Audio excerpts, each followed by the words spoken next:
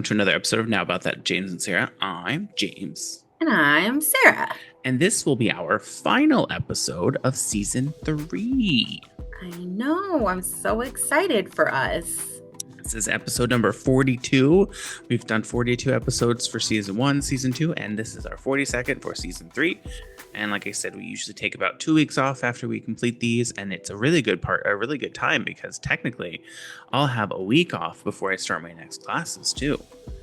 There you go. After Wednesday. So that's exciting.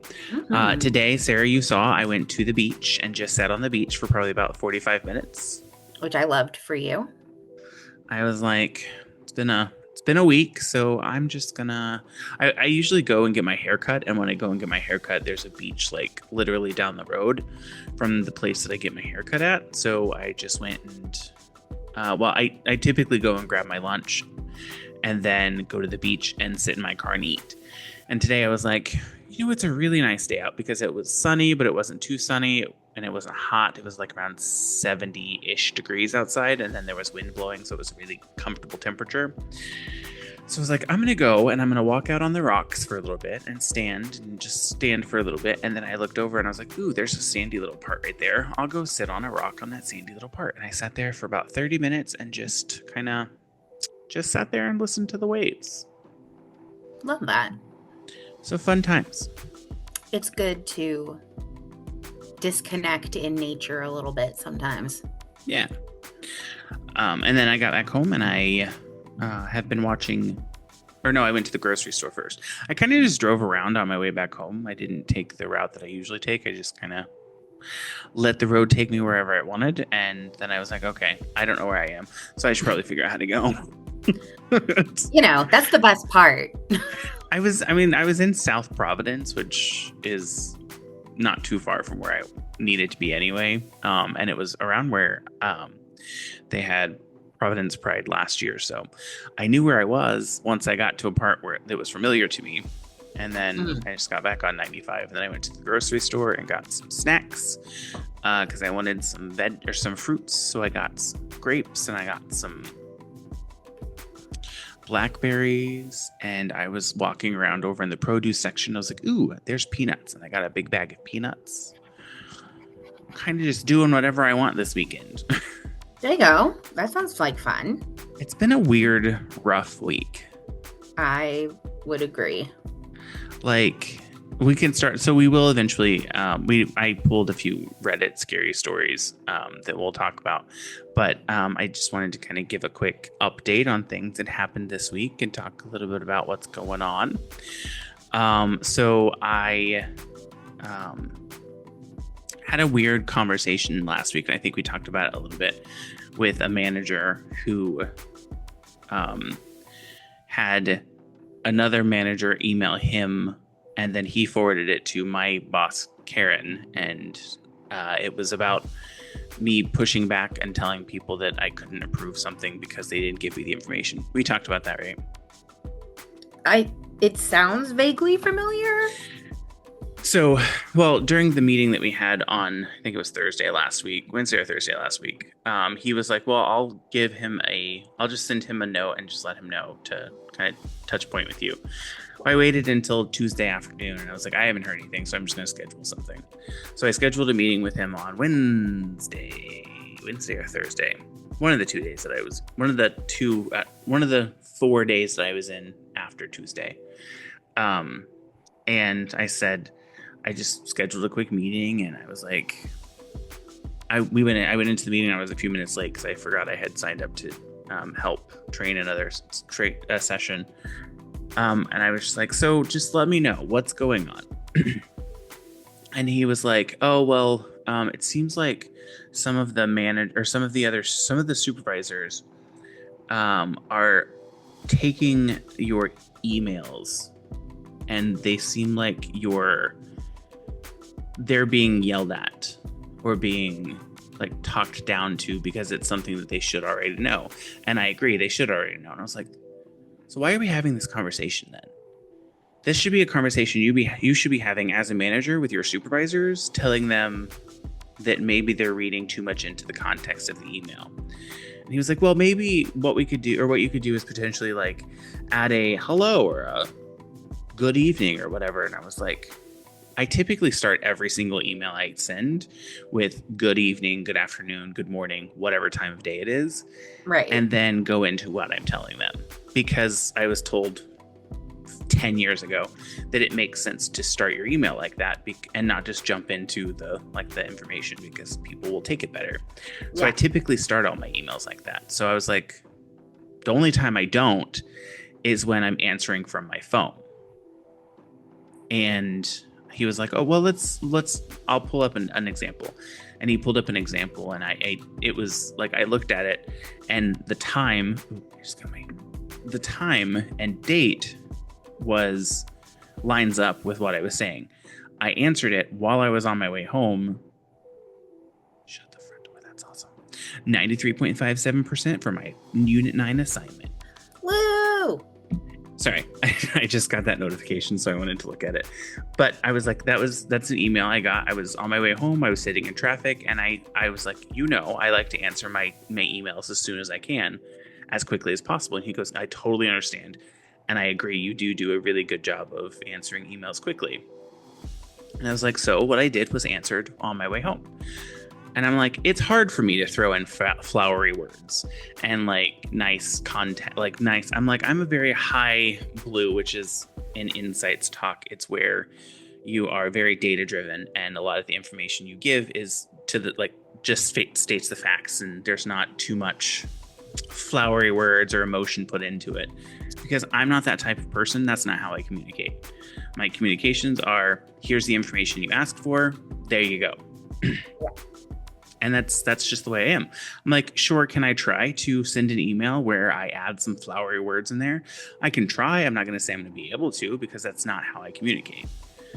And then the other thing was, he was like, sometimes they get an email and you respond to the people that you put in the email. It feels like they are embarrassed because of the people that are included in the email. And I'm like, well, here's the thing for that. Every time I get an email on Outlook, whenever I respond, I do Control-Shift-R, and that's a shortcut for reply all. Like that's just how I always reply, whether there's one person on it, whether there's 15 people on it, because most of the time they're asking me a question, and it's a question that everybody wants to know the answer to anyway. Right, which is why they're on the email in the first place. Yeah. So I just do Control-Shift-R and reply all. So I was like, I never just add more people to an email unless there's something like, they can help you with this. I'll add someone that can help. I'm like, that never happens. I don't add someone just so that they see that the conversation happened. If they're not on the original email, unless there's something that they can do or something that they can help with, I don't add them. And I was like, so that's how I respond. I was like, what I can do is try to do Control-R and just respond to the one person that sent the email. But I don't think that's an effective way of sending communications, because they're asking a question. Everybody else is going to be like, well, he just didn't answer. Like, I did answer. But he basically, at the end, he was like, from what I get, a lot of people don't find you approachable because the way that they get communicated, it seems like they are being talked down to because it's something that they should know already. I'm like, the only time that I respond like that is when I've gone through it over multiple times in supervisor meetings or in email communications or one-on-one with them. Unless I've never gone over the instance or the issue with that person, I usually explain exactly what they need to know. So I was like, I don't know what you want me to do here. I can try to add more flowery words into my emails. I can try to not reply all, but I don't it's not my, we'd go through a giving and receiving feedback session, and we've talked about it here a few times. The emotion that you put into an email and how you read it is totally on you. Right. I could say, nicely done, or nice try, and it could come across as me saying, oh, nice try, idiot, when in fact I'm just saying, oh, nice try, you tried, good job. Yeah. And it's like, whatever emotion that you put into the email you're receiving, that's on you, boo. That's on you. Yeah. Like, it's one thing if, like, okay, you and I have known each other long enough, over 20 years at this point, Yeah. that I know what tone of voice you're taking when you're texting me. Yeah. So, like, I would know in that instance if something was off. Yeah. But, like, my coworkers, even my coworkers that I'm friends with, I still can't read, like, something in their tone and, like, what they're saying. So, like, why would I assume that I understood the tone Yeah. or the emotion behind something that was being written by a stranger to Yeah. me? And like what I said basically to him was, if you ever have a supervisor that feels like I've been rude to them or whatever, ask them to send me a Teams message, because most of the time it's probably I was answering on the go and I didn't take the time to add in the flowery words. Yeah. Because I'm usually I answer the questions as soon as I have them, as soon as they get asked, because I like to make sure that they have the content that they need quickly. Like that's just the way that I am. So that was an odd conversation. And then on Monday or Tuesday, I don't remember which day, but I think it was Tuesday, I got a phone call from one of the hiring managers of the positions that I interviewed for. And I think I already told you and Sam this. They said that they were going to go with someone that they had already been working with and had helped with a few projects already. And I gave them feedback, and I was like, that's fine. I kind of had that assumption just based on the conversation that we were having. And it's like, that's just how this team has worked in the past anyway, with another interview that I had where someone had already been working with the team. So they decided to hire that person instead. And she was like, well, we would still like to work with you on some projects if you're willing. That way we can kind of build up, and there are positions that will be opening in the future that I think we would like to have you on as a teammate. So if you would like to, we can continue working on some projects, or we can work on projects together. And I was like, that's fine with me. It's frustrating. That's how it has to work. And that's how I have to do something. Mm-hmm. But I'm like, they said how impressed they were. And they were like, we can learn from you because you're really good with technology based on some of the things that you sent us and we looked at. I was like, so that's my problem. It's like, you're saying all of these really nice things and how I'm really good at what I do, but you're not hiring me just because you have never worked with me. Like, that doesn't make any sense to me. Right. And it's very frustrating because that's just the way it's been, and it's very annoying. And then I was looking yesterday on my careers page, and I had been rejected from that other job too. So neither of the two jobs that I just interviewed for, I'm even getting another interview for. So I was super frustrated with that all day on Friday, because I looked on Friday and it wasn't even so much that I wasn't getting it, because that was the one that I knew that I probably wasn't going to be getting, because one of the people that are in the interview pool was someone that already works in that department. So I was like, well, that's kind of one kind of check mark against me anyway. Mm-hmm. But it's also the fact that I didn't even receive like an email or notification from anyone that I wasn't moving forward in the interview process. And like, that's frustrating. Yeah. So I reached out to the talent coordinator on Friday, and I said, hey, I just wanted to reach out and see if you had heard any feedback as to why I'm not moving forward in the interview process with this group. If you could just let me know any details. And then I also sent the person that the hiring manager and the two people that interviewed me a quick email too. And the two people that interviewed me are out for vacation or holiday or something. So they won't get back to me anytime soon anyway. But it's just like, it's frustrating because I'm like, I do so much for this company, and like, I do little projects on the side. I've helped global teams. I'm always available to any global team that needs any help or has any issues. But it just seems like everything I'm doing, unless I'm actually working directly with the people that will eventually be hiring, which how the hell am I supposed to know that? Right. I can't get ahead anyway. And then like, I see all these people that keep getting like promotions to a manager or to a higher role, and it's like I'm stuck the way where I am, and it's very frustrating. I'm just like that's kind of why I just kind of sat at the beach today and just kind of hung out on the beach, because I'm just like, I'm very frustrated, and like I'm doing all this stuff for a facility, and then like in Spencer and Santa Rosa, and helping with an integration and acquisition and transfer, and helped with multiple transfers in Indiana, worked as a training lead for the entire facility for 6 years in Indiana, and then moved over to Massachusetts, and I'm working my ass off in Massachusetts, and it just seems like every time I do something, like everything I do, it just means nothing, because I'm not getting anything out of it other than my regular Monday through Friday 40 hours a week. Right. Like there's no fulfillment in what I'm doing now. There's nothing fun happening. There's nothing exciting. There's nothing challenging. Everything I'm doing now, it's bantering back and forth with supervisors that don't know how to do their job, and then get frustrated with me because I'm telling them how to do their job and they don't want to do it. Right. It's just like I'm at the end of my ropes, and it's just getting worse and worse, more and more frustrating. And I am excited to be working with the LATAM team, Latin America team.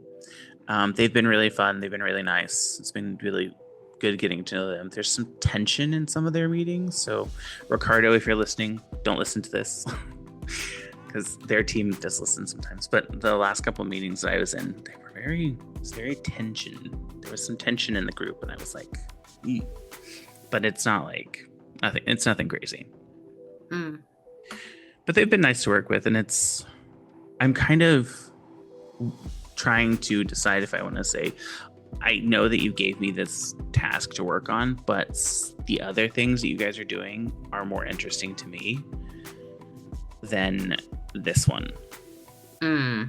Because they were like, let's have you start working on this. And I was like, okay, but I don't know anything about it, and it seems like it's something that I would need to know about it before I can actually do anything. Whereas the other thing that they're working on, I do know a lot about, and it's like something that's exciting for me. But I'm kind of like hesitant to say, I know you gave me this project, but can I help you guys with this one? I get that. But anyways, how's Sarah? That was me talking for 20 minutes. I'm okay. I'm just chugging along. I too got some rejection emails this last week from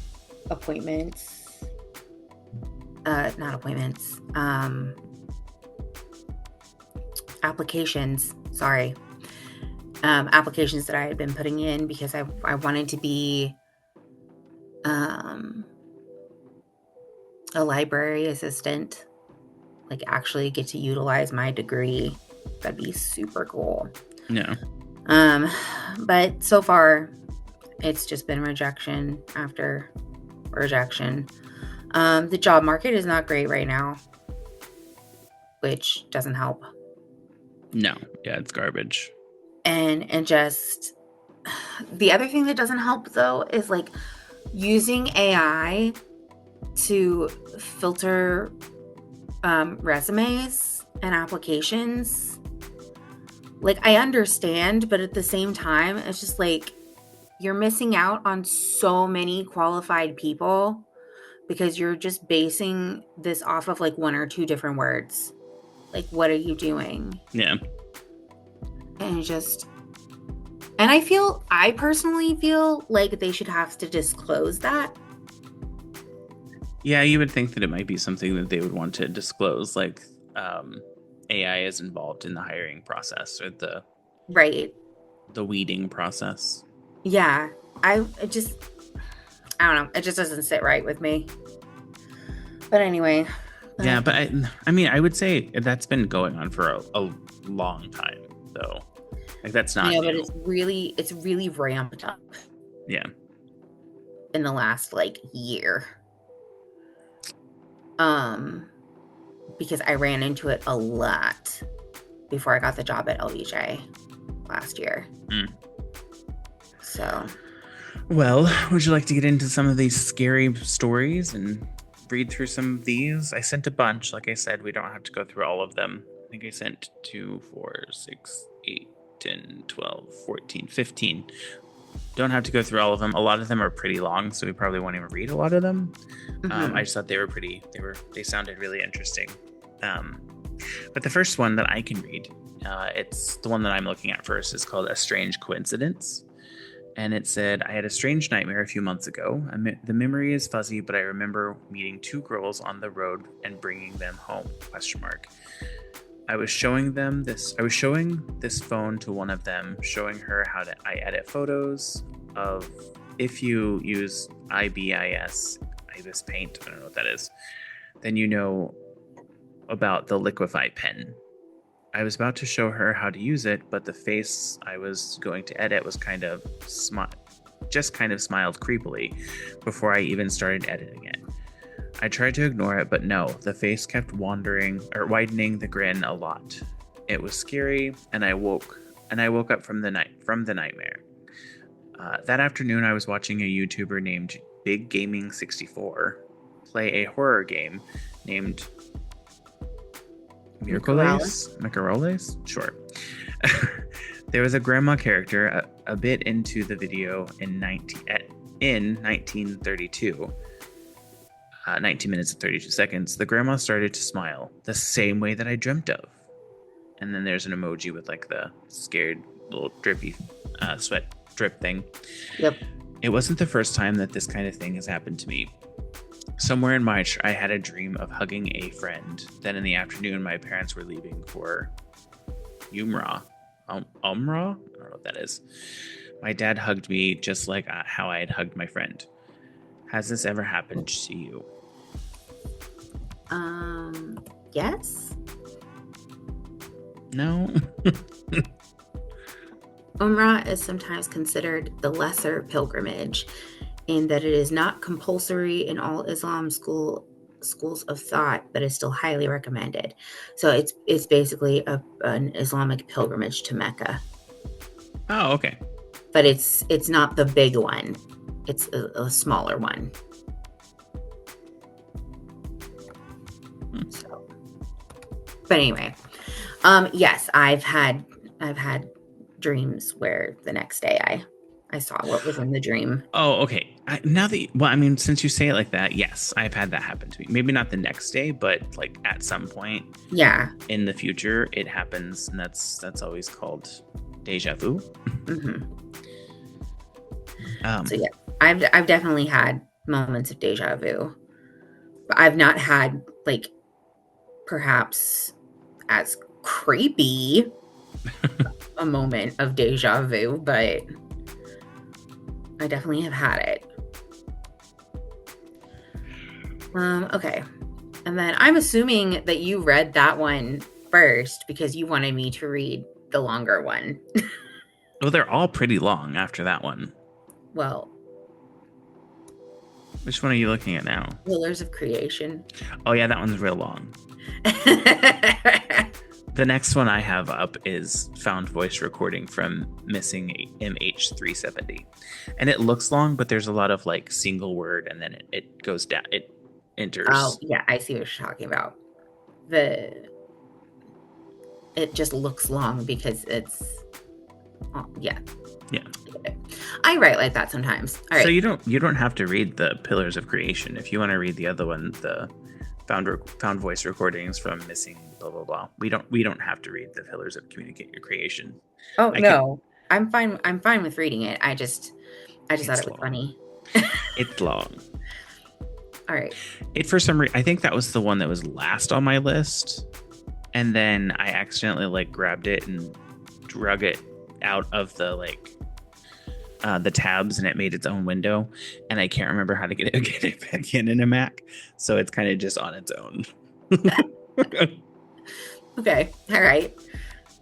So, Pillars of Creation. This is by Kaiji Shirin from 2 days ago.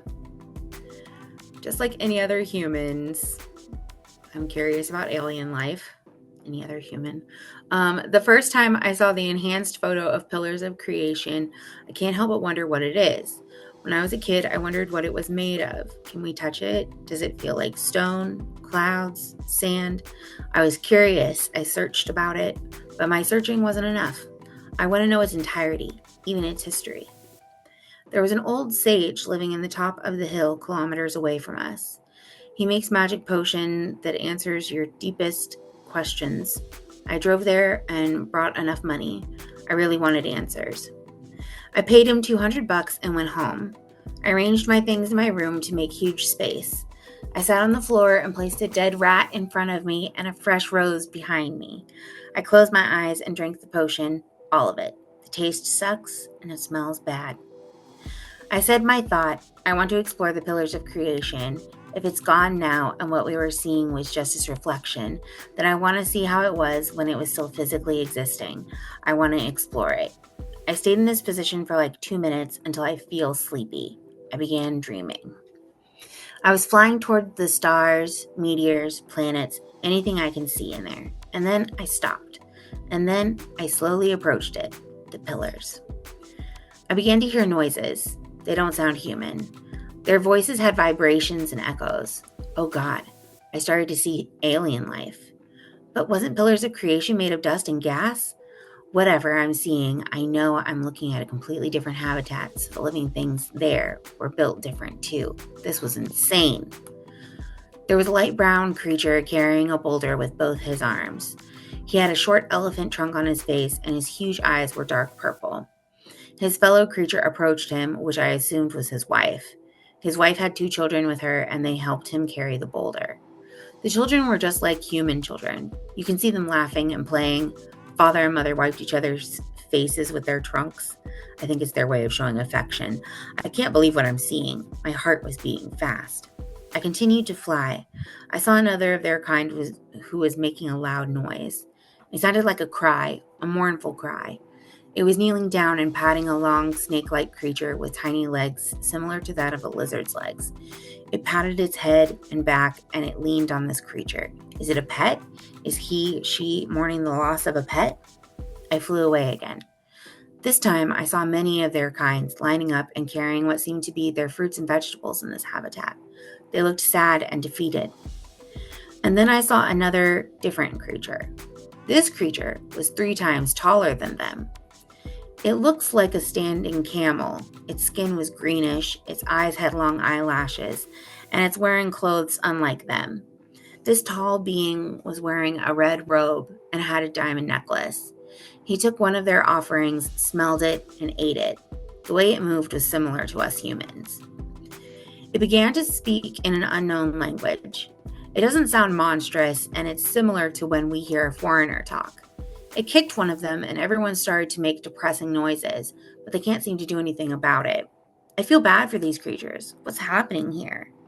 As my eyes were glued to their situation, I started to fly again. But I want to see more of it. I want to see if they will be okay. My vision stopped with a quiet and peaceful scene. I saw one of their kind picking up tiny rocks. It was a child. It looked around slowly, and then it saw me. We saw each other eye to eye. There was something beautiful that I didn't expect. This kid smiled at me. His beautiful, huge eyes sparkled, and his trunk swayed upward and laughed. I can't help but smile too. The noise this little one made was just like any other of its kind. It wasn't human.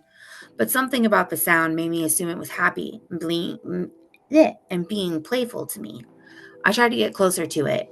I want to play with it and let it know that I'm happy to see him, her, that I'm not an enemy. As I was trying to get close, a strong wind pushed me away and I flew again. My transportation was unusually fast now. I think I'm going to come back to reality. And then boom, I'm awake and I'm home. I looked at my surroundings, the dead rat, my bed, the glass of the potion. My mind wasn't fully recovered. I tried to relax. I started to think about those moments. Suddenly, I feel myself crying. Tears fell down my cheek and I can't control my emotion. I can't explain what I'm feeling, but it was something beautiful. I cleaned my room and rearranged everything. I lied on my bed and grabbed my phone. I looked at the Pillars of Creation once again. I zoomed in, every part of it. And then I looked at its entire photo for like 2 minutes. Can't take my eyes out of it. I remembered that tiny creature that smiled at me before I went back. I closed my eyes and I smiled. So it sounds like this person had a Molly trip or an acid trip of some sort. I don't know. That was wild. Peyote, maybe? Something that causes some type of hallucinations. Right. But that was very nicely written. I mean, aside from some of the spelling errors, I'm assuming English probably isn't the first language for this person. Yeah. I was thinking the same thing. It's like it's not actually that bad. Yeah, it's really good, except for like just a few. You did it very well, where you kind of changed it to where it was supposed to be. Like instead of spoke, it's supposed to be speak. Mm-hmm. I was like, oh, I would have completely screwed that up because I'm very much like read as I go. Oh, I'm always reading like 10 words ahead. Yeah. In my mind. I think that's why I don't like to read that much, because my brain overanalyzes every word, and if I get stuck on one word, it like takes me forever to get back into it. I can understand that. All right, so this next one is called Found Voice Recording from Missing MH370, and it is from deep_host2957. The first one I read, which I didn't remember to say the name, it's just a random letters and numbers. But I think it's supposed to spell out lazy buns, but it's L4ZYBVNS. I think that's supposed to be lazy buns. I mean, that's how I would take it. That's how I would too. All right, so this one says, recovered voice draft, unsent, personal device backup, First Officer Fark Abdul Hamid, Malaysia Airlines flight MH370, March 8th, 2014. Final transmission never sent. I don't know if this will reach anyone. I don't know if they'll ever find this phone or my body or any trace of what really happened tonight. But if they do, if someone reads this, please tell them I tried. I'm First Officer Fark Hamid. It's Farrak Hamid. I was supposed to co-pilot Malaysia Airlines Flight 370, Kuala Lumpur to Beijing, routine flight. Clear skies, 227 passengers, 12 crew. I did all my checks, everything was fine. But I left the cockpit, and when I came back, he locked me out. It started after we paused the IGARI waypoint. I don't know what that means. The captain, Zahari, was quiet, focused, more than usual.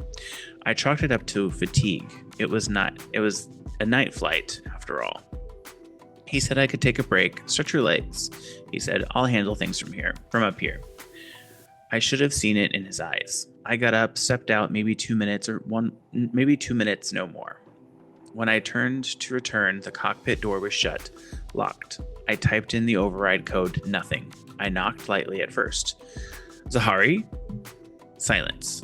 Knocked again harder. Captain? Nothing. I banged on the door. Zahari, open the door. This isn't funny. Still nothing. One of the attendants came over. Is everything all right, sir? I told her to get the emergency key card. We tried it. Denied. He disabled it. That's when the turn happened. I felt it. No turbulence, no error. A long, deliberate arc. I saw the flight path display behind me stutter and flicker before it went dark. One of the crew whispered, "We're going the wrong way." I pounded on the door again. Zahari, what are you doing? Open this door. Nothing. Not a word. Not a sound. I called through the intercom. Silence. I tried the comms panel. He'd shut it off. A car's disabled. Transponder dead. We weren't just off course. We were off grid. He was taking us somewhere no one would find us. The cabin began to change. Lights dimmed. People stirred. A few passengers asked questions. Voices low and nervous. I told the crew to stay calm, to reassure them, but my hands were shaking. The aircraft descended, slow, purposeful, not like a system failure, like someone bringing us beneath radar. That was when it hit me. This was planned. He knew what he was doing, and I was locked out, helpless. I kept shouting. I threatened to break the door down. I tried. I screamed at him. Zahari, you don't have to do this. There are children on this plane. Still nothing. I slumped down against the cockpit door. I could hear the soft murmur of passengers, the hum of the engines, and I could feel the plane dropping. I think he's going to kill us, all of us. People are crying now. A baby is screaming. A man is praying aloud. One woman asked me if we were going to die. I told her no. I lied. Because I think I know where we're going. I think I know where we're going. Into the water, into the black, into silence. And the worst part, he's still not saying a word. I've flown with him before. He's always been calm, friendly, professional. I never imagined he'd do something like this. I don't know if it's grief, rage, politics, madness, whatever it is. He chose this. I hear the ocean in my ears now, like it's already rising. I was supposed to get married this year. She's waiting for me in Beijing. Or she was. I hope someone tells her I loved her. I hope someone tells my mother I tried. This will be my last flight. I'm sorry. Wow. Damn. I didn't realize before, I just read the title and like the very beginning portion of it. I didn't realize it was tied to that Malaysia airline flight that went missing. And the very first comment on it says, "This reads like a movie script, but the fact that it ties to a real unsolved tragedy makes it hit way harder." Didn't they find the Malaysia story or the Malaysia flight? I think so, but the writer said it's fiction. Yeah, they tried to stay as close to the facts that we knew of. That's crazy. It is. Definitely. That was really good. It was. Do you want to read a couple more of these? Yeah. I went ahead and while you were reading that one, I pulled up all the other ones so that I could see if there was one that I wanted to read next. I wanted to read this one called Should I Be Scared? That's from somebody with Old Dash and Zessev, maybe? Anyway. And the title of it is Should I Be Scared? It says, I got a call from all ones today. I'm not going to sit and count how many ones those are. It was a lot of ones. It was during my lunch period at 10 in the morning. Very distorted, low quality, almost robot-like. Couldn't understand what they were saying.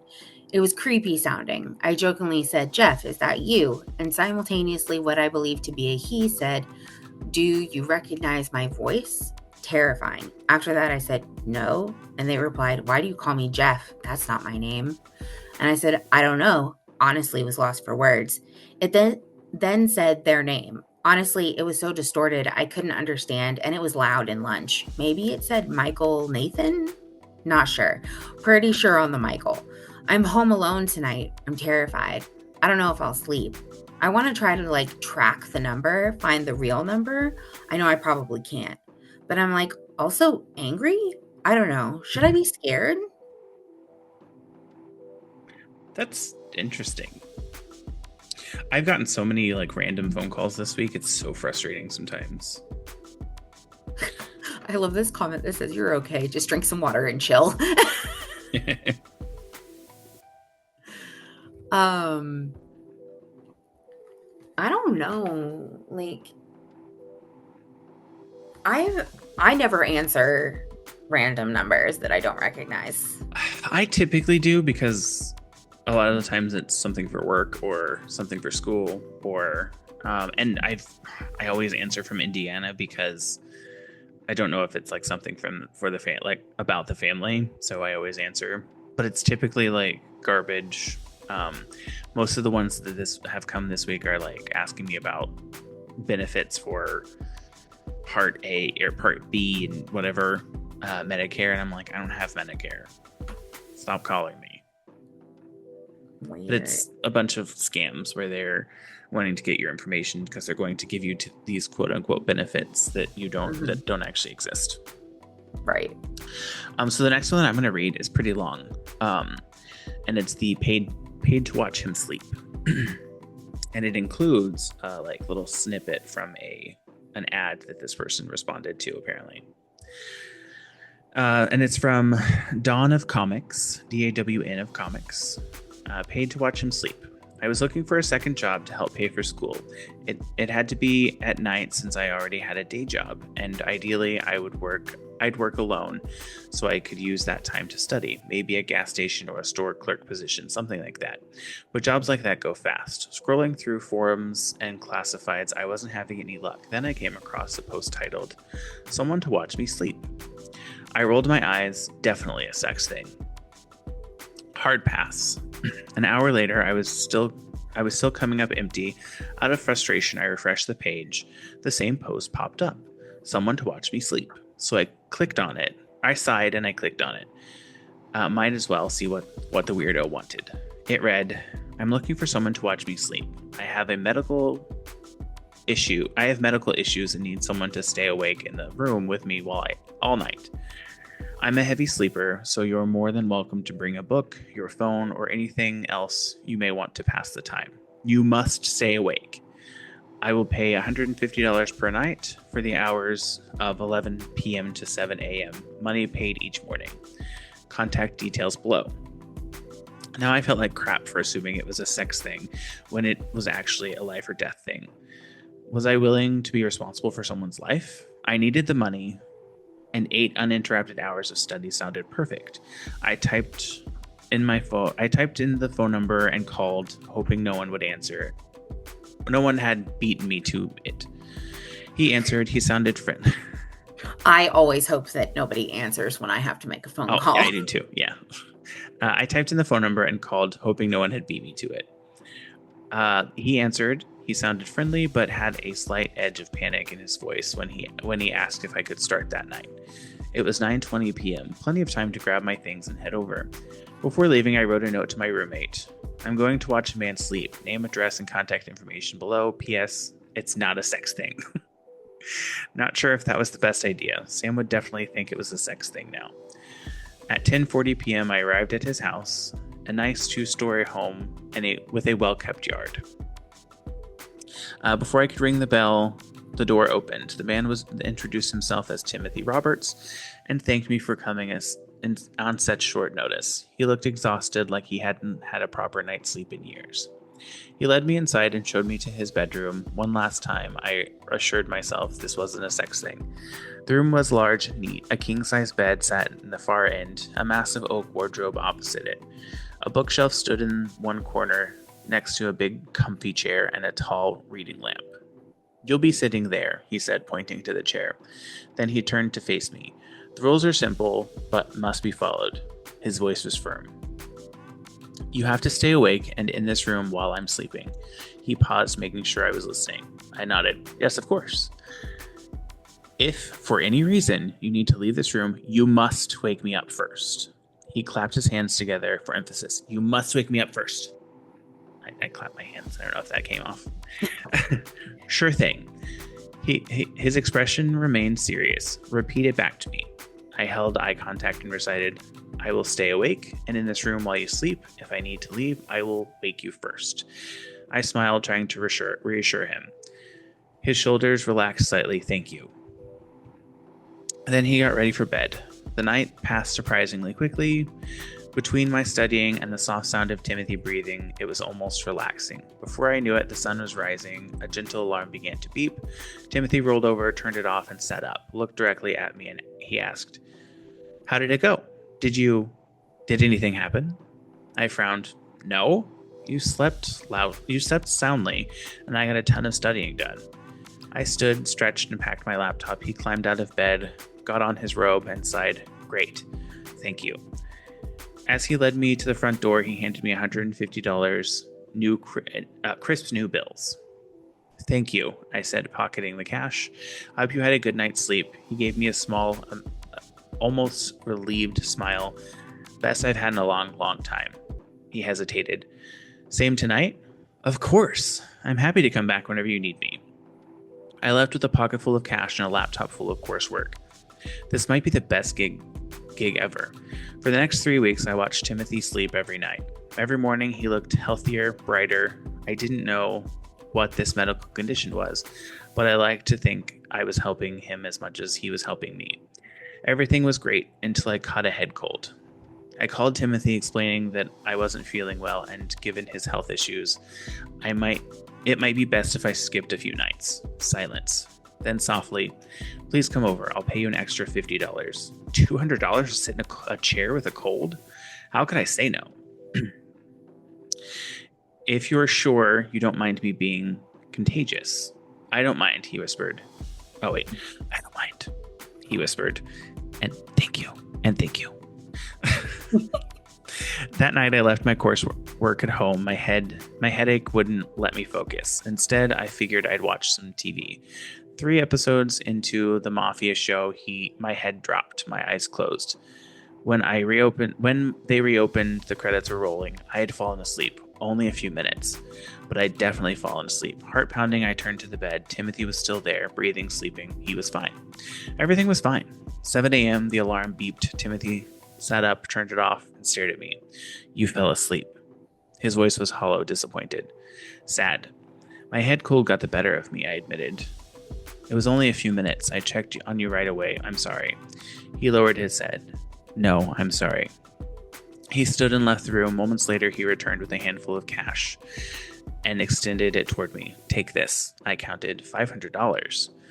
That's too much. I hesitated. I can't take this. I won't be needing you tonight or ever again. Timothy, I know I broke the rule, but it was only a few minutes. I won't let it happen again. It doesn't matter now. He pressed the money into my hand. Silently, he led me to the front door and opened it.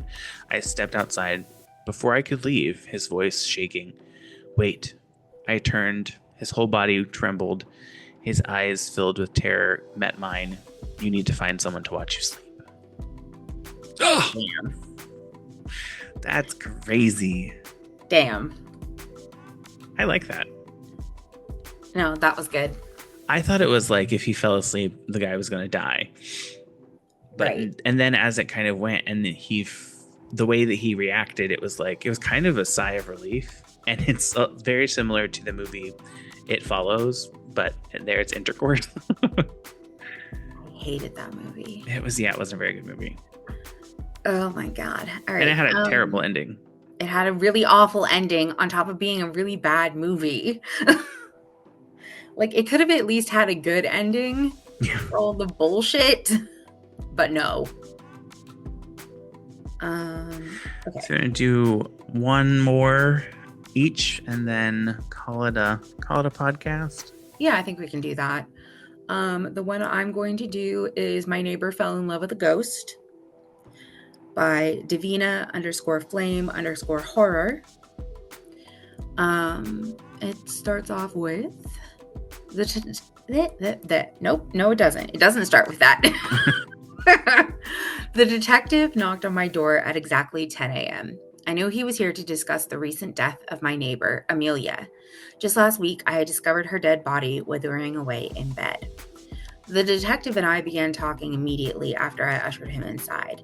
It's a long story, detective. The last time I saw Amelia was May 3rd, about 1 month ago. She knocked on my door, desperate and pleading. I hadn't seen her in months before that. Why was she in such a bad state of mind? He asked. Based on my research so far, she spent almost all of her time at home. She had no job, no friends. What was the emergency? To understand Amelia, you'd need to understand the cabin, I responded. Let me tell you what I am trying to figure out, the detective went on. The woman who died in that cabin was in her late 80s. She lived alone, but Amelia was fresh out of college when she moved here just 5 years ago. She told her family that she loved the house and that she was moving in with a roommate. When they saw a picture of the broken down cabin, they were adamant that it was not Amelia's style, that she would never have wanted to live there. I tried to start talking. Well, detective, people who move into that cabin typically fall in love, but not with the cabin. Clearly, there's been a mistake, he interrupted. The Amelia I'm looking for is in her late 20s, not in her 80s. We're suspecting something along the lines of identity theft. Her family hopes that she's still alive somewhere, but are very concerned that she either was kidnapped or ran away. Perhaps she even faked her death. All reasonable assumptions, Detective, I responded. But you don't live around here. You don't understand that cabin. The Amelia you are looking for did move in there 5 years ago. She did so by herself. There was no roommate. Again, you don't understand the cabin. So what you're saying is that she lied to her family? Asked the detective. No, Amelia was just mistaken. This has happened before. This has happened before? Asked the detective. Please go on. What am I missing? I began again. People never fall in love with that cabin. They fall in love with the spirit that haunts it. I don't believe in ghosts, uttered the detective. Well, in that case, you won't believe what I have to tell you, but I can assure you that this has happened before. The spirit that lives there can be very charming. Many times, prospective renters fall in love with the spirit immediately upon entering the cabin. That's ridiculous, exclaimed the detective. It may sound that way, but it's true. I tried to warn her on multiple occasions. I tried to get her to leave. She refused to listen and eventually isolated herself in the cabin. The detective pulled out a photo of Amelia. Take a look at this photo. This is a photo of Amelia from right after she graduated college. Is this the person who lived next door? Yes, that's exactly how she looked when she moved in. But a strange thing happens when you fall in love with a spirit, particularly the one next door. They drain away your life's energy. Says who? Did she appear tired? Drained? Asked the detective. No, quite the opposite. She was ecstatic. I've never seen someone as happy before. She was absolutely in love with that spirit. I tried to tell her that it wasn't an actual person. She refused to believe me. I warned her that every day she stays in love with that spirit, her body will age by 2 weeks. Age by 2 weeks? That doesn't make any sense, said the detective. Well, it's true. And she even knew it was happening. At first, she told me that it was worth it, that she'd never felt love like that before, that she'd been waiting her entire life to meet someone like him. For the first month, she refused to believe me. Of course, she didn't notice much of anything in such a short amount of time. How much can a person change in a month, or in her case, 14 months? She became infatuated with the spirit, telling me that she had never felt so in love before. She wanted to stay with him forever. And that's exactly what she did. It took her a full 6 months of living there to come to terms with the truth I had warned her about. She admitted that I was right all along when she came to me in tears. By that point, she was 23, but looked more like 30. You still look so young, I told her. You can still escape. You can still live a good life. Just get out of that cabin. Move into my house if need be. You can't keep staying there. But by then, she couldn't stand the idea of leaving the spirit. It was too real to her. It seemed more human and more compassionate than any actual person. That's when her isolation grew. Like the other tenants before her, they understood what was happening, but couldn't bring themselves to leave. Amelia would lie to herself. She would constantly tell herself that she would stay for just one more week, or even just one more day.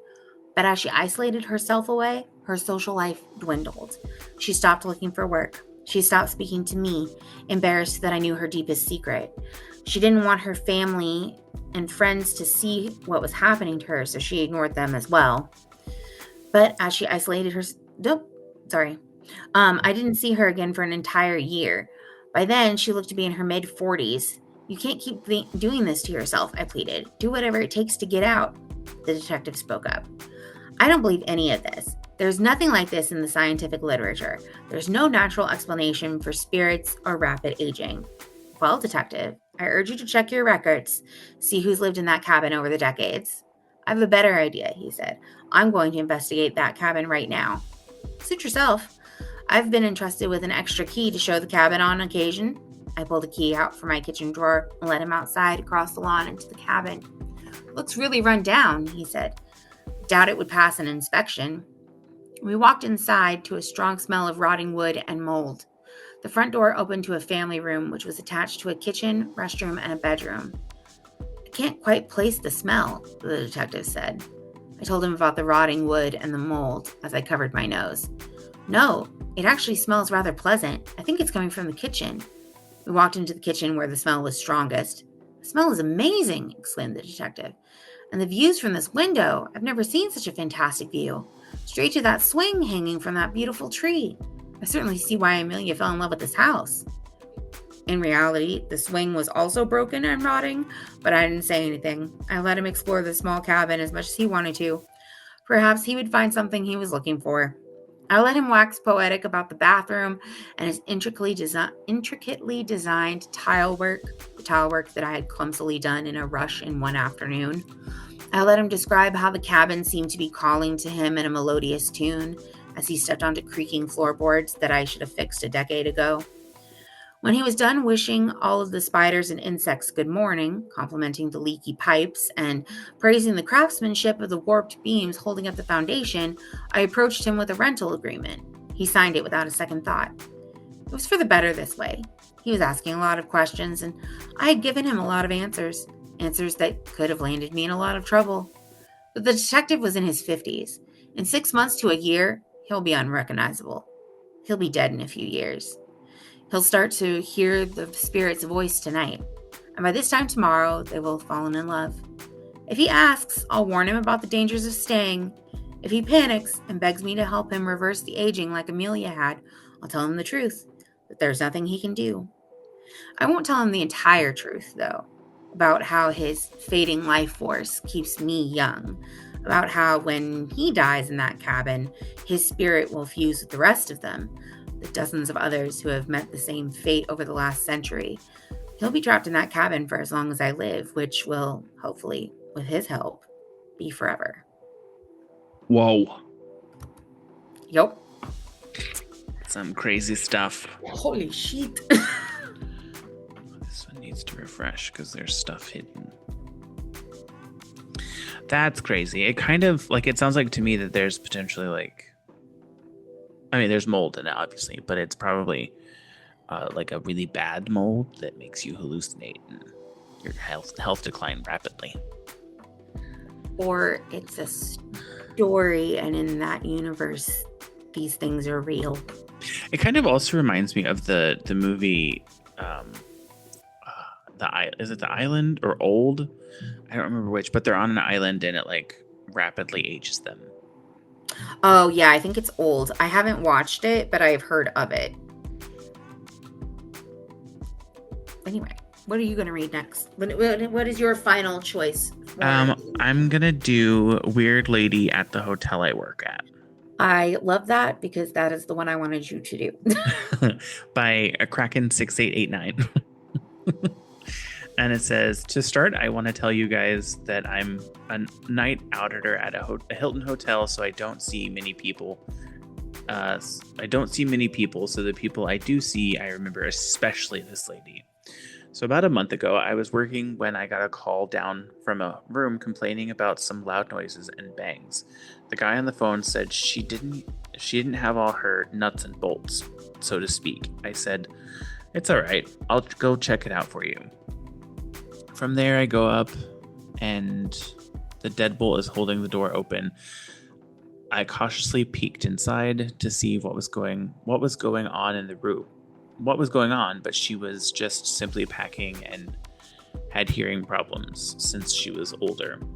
I decided to help her out so she didn't make any more noise and disrupt half the building. But that's not it yet. She had this super foul smell coming off her. And it looked like her face had some sort of gunk or infection all over it.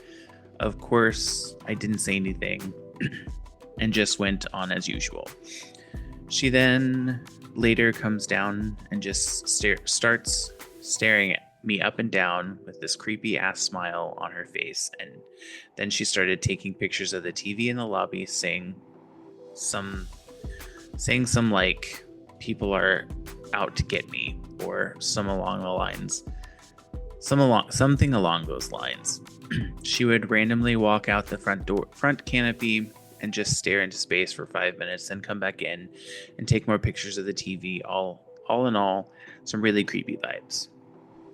Then there's today, where I see her again, and of course she's right back at her typically weirdo shit. We're talking drinking a cup of coffee creamer, walking into the employee room, sticking her fingers in the breakfast, and not to mention her attempting to steal the fucking hotel phone as I was ringing up a tub of ice cream for her.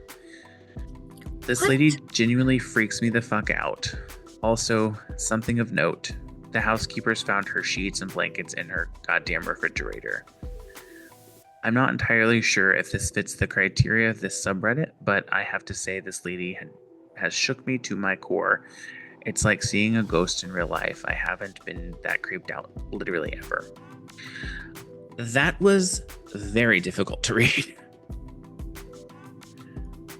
Because, like, there's no correct punctuation. It's just every paragraph is just one long sentence, and it's like punctuated by commas. Yeah.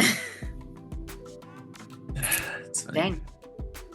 Well, we should save these other scary stories for when we come back. Okay. What are you planning on doing over the break? Well, I have my school stuff to do, and then tomorrow Ryan's niece is going to come down, and we're going to go to the Waterman Grill, which is in Providence, and get some lunch. She needs to do some laundry, so she's going to bring her clothes and wash some of her clothes while she's here. I love that. Other than that, I'm probably just gonna work and do some school stuff, and then by the time we start back up, I'll be working on my dissertation, so that'll be fun. Yeah, that's gonna be exciting. I don't really have any plans, to be honest. No. Just gonna hang out. Maybe I'll get some reading done. Weren't you going to go back to school in the fall? But is that in the fall? That would be in the fall. I didn't realize that I had hit my SAP max. So I have to do an appeals process. Because what is SAP max? So it's where you have, the way that the system looks at it is you have too many credits and you should have graduated. Oh. But it's looking at my previous degree as well, like the credits that transferred over from my degree at Ivy Tech. Yeah. It counts that towards the credits that I've earned through ACC. So I technically have not completed all the classes I need to graduate. But the system thinks that I should have already graduated, which is true. I did graduate from another school. Yeah. So anyway, so I just have to appeal that, and then once that is appealed, then I have to retry for financial aid. So unfortunately, I just got the email saying that my financial aid was denied because of my being at SAT max. No. So satisfactory academic progress. That's what it is. Sorry. Oh. Anyway. A lot of noises you got going on there. I know. So while you were reading one of those, I had looked at my grades for this class, and I currently have, if I don't do anything else, my grade would still be an A.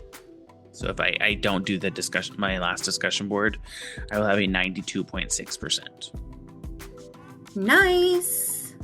But if I do the discussion board, it will be 98.6%.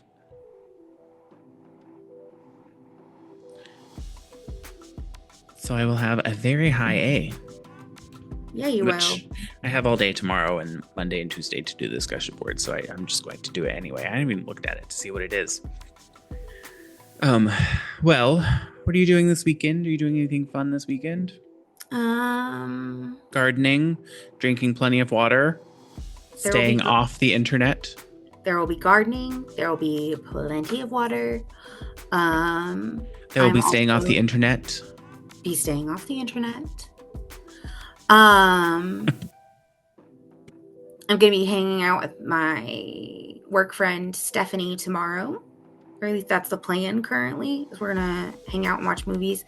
At her new apartment. She just moved into a new place. I'm very excited. But other than that, no, not really. Just resting as much as possible before I have to go back to work. Yeah. Well, would you like to call it a podcast? Our last one of season 3, and then we'll be back in 2 weeks for season 4. I love that. I did the math, and it's 126 episodes. Dang. We've done 126 episodes. Wow.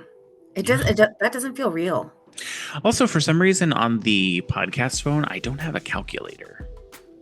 Weird. Yeah. It's odd. I might have accidentally deleted it. Who knows?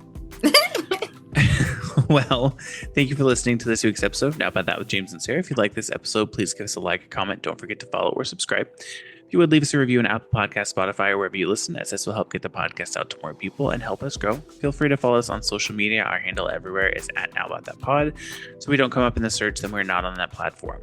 If there's something you would like us to discuss on the podcast, feel free to email us at nowaboutThatPod@gmail.com. Visit our website, www.nowaboutThatproductions.com, or you can leave us a voicemail or send us a text message with anything you would like us to discuss. Our phone number is 765-557-4170. Thanks again for listening, and we hope you have a great week since this will be coming out on Monday.